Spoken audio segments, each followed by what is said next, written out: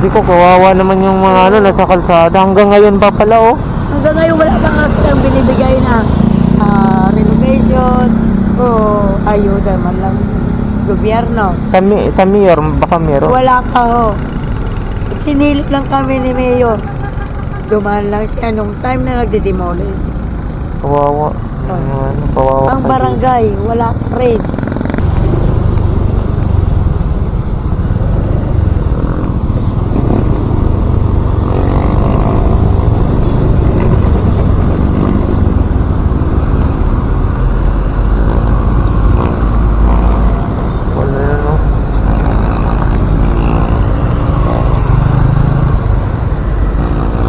Sayang to, tatlong palapag oh.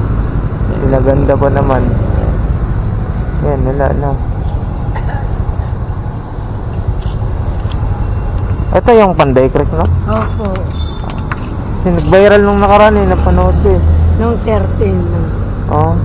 na alas Daming 9. tao. Paano yung ano, kayo dito, kayo kasama po ba kayo dyan? Ayan, nauna binagbag sa amin. Nauna sila na nagbaklas ng gate. Tapos, dinabagbag na. Nagramdaman ng mga tao. Saka sila nagbato-bato. Ngayon sa balita, binaliktad kami. Kami daw nauna. Nandyan ako eh. Yun nga eh. Binaliktad kami sa balita. Nauna daw ng bato yung mga residente. Hindi ho. Kami nakakaalam nandito kami. Nauna sila, may video nga kami.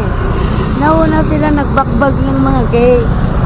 At tapos, inano nila, oy, nandito na sila, tumatakbo ako.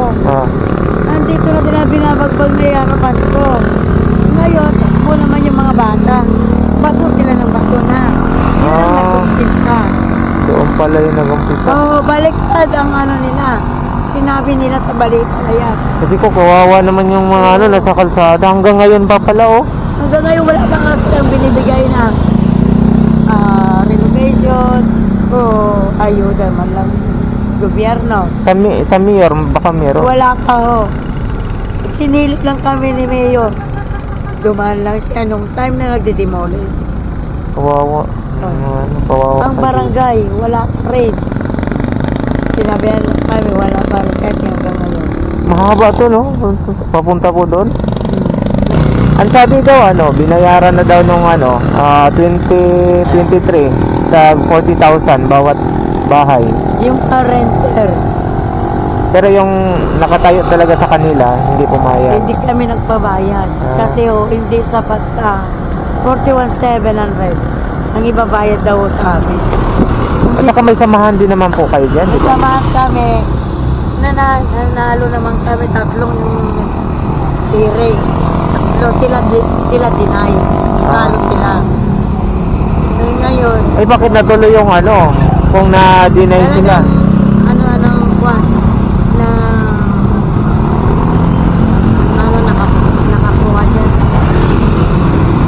Malaking kumpanya kasi, Immunocare. Robinson. Robinson. Itong Robinson, binili niya kay mga friend. Ngayon, nagigip na si Robinson sa amin daw. Kaya yan, ginawa niya ng paraan na raas ang ginawa niya sa amin. Okay lang naman yun na i-demolish. Ang importante, dapat may malipatan kayo. Walang ng relocation ng mayor.